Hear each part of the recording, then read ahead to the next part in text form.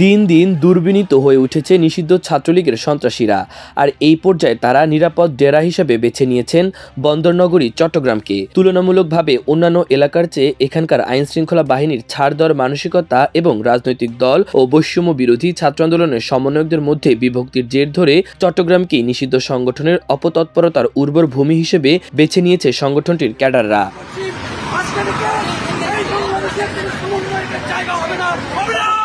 5 August ছাত্র জনতার অভ্যুত্থানে ছাত্রলীগের কথিত সাংগঠনিক নেত্রী ও ক্ষমতাচ্যুত প্রধানমন্ত্রী শেখ হাসিনা পালিয়ে যাওয়ার পর থেকে শুধু চট্টগ্রামেই ছোট বড় অন্তত 7টি মিছিল করেছে সংগঠনটি। নিয়মিত বিরতিতে সশস্ত্র মহড়া দেওয়ার পাশাপাশি বিভিন্ন দেয়ালে চিকা লিখে সাধারণ মানুষের মধ্যে আতঙ্ক ছড়ানোর অপচেষ্টা করছে তারা।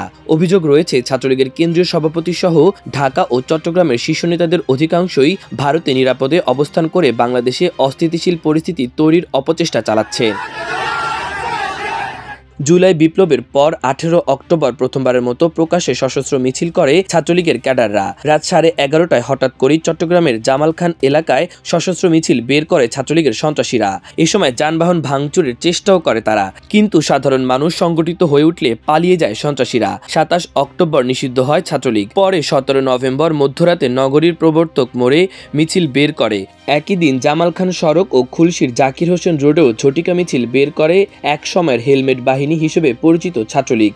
একদিনের ব্যবধানে 18 নভেম্বর রাত 10টার দিকে খোদ সিএমপি কমিশনারের কার্যালয়ের বিপরীতে বাগমনিরাম স্কুলের গলি থেকে ব্যানার সহ মিছিল বের করে ছাত্রলীগ। সাধারণ মানুষের মধ্যে আতঙ্ক ছড়াতে সরকার ও প্রশাসনের বিরুদ্ধে উস্কানিমূলক স্লোগানও দেন তারা। সিএমপি কমিশনারের কার্যালয়ের সামনের এলাকাটি নগরীর খুলশী ও চকবাজার থানার অন্তর্গত, কিন্তু মিছিলের বিষয়টি অস্বীকার করে দায়ারায় 2 থানা।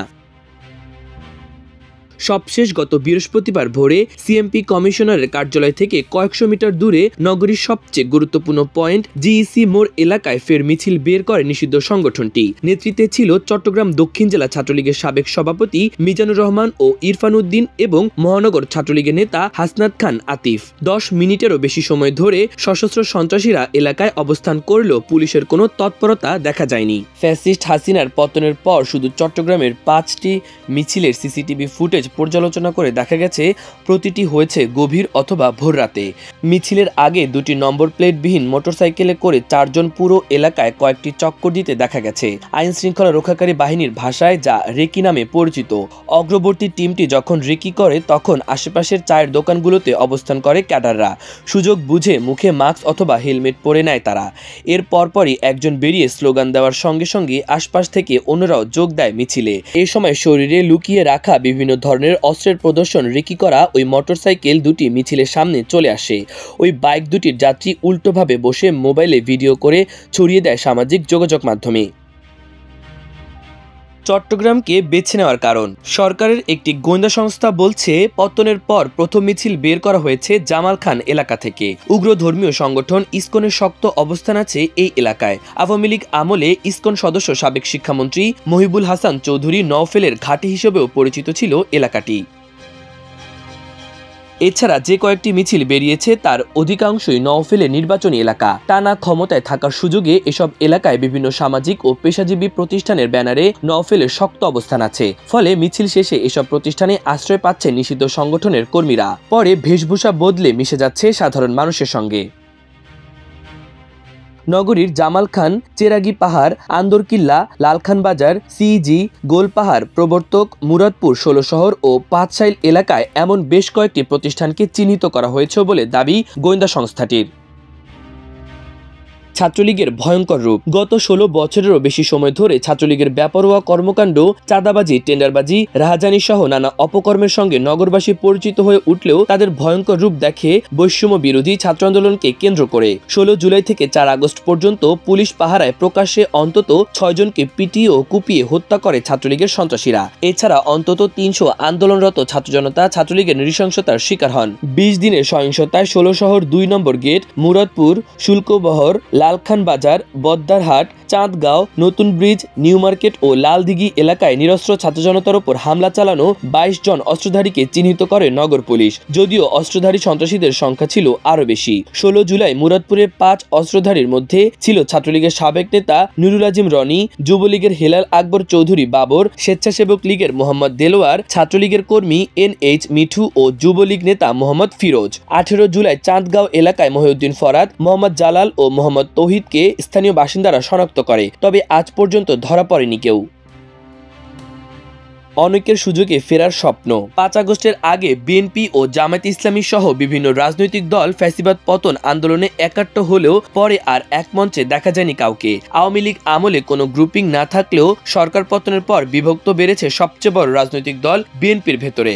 আহ্বায়ক কমিটিতে এরশাদুল্লাহ ও নাজিমুর রহমানের অনুসারীরা বেশিরভাগ গুরুত্বপূর্ণ পদ বাগিয়ে নিলে কোণঠাসা হয়ে পড়েন সাবেক আহ্বায়ক ডক্টর শাহাদাত হোসেন ও আবুল হাশেম বকরের অনুসারীরা। তবে আদালতের রায়ে doctor Shahadat Hossain city mayor নির্বাচিত হলে সিটি কর্পোরেশন কেন্দ্রিক হয়ে পড়েন তার অনুসারীরা। গত 6 মাসে বড় দুটি কেন্দ্রীয় কর্মসূচি ছাড়া দুই পক্ষকে এক হতে দেখেনি নগরবাসী। জুলাই বিপ্লবের মাধ্যমে শক্তিশালী অবস্থান জানান দেওয়া বৈষম্য বিরোধী ছাত্র আন্দোলনের নেতাকর্মীরাও তাদের ঐক্য ধরে রাখতে পারেনি। নানা কারণে কয়েক ভাগে বিভক্ত হয়ে পড়েছেন তরুণ নেতারা।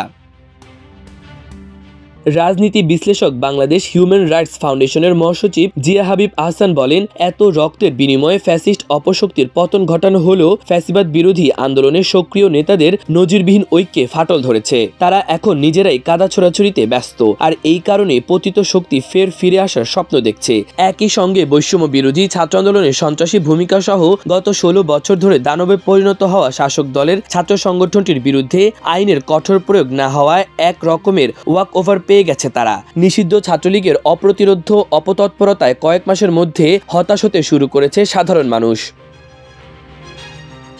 ছাত্রলীগের পদধারী নেতারা অনেকেই ভারতে।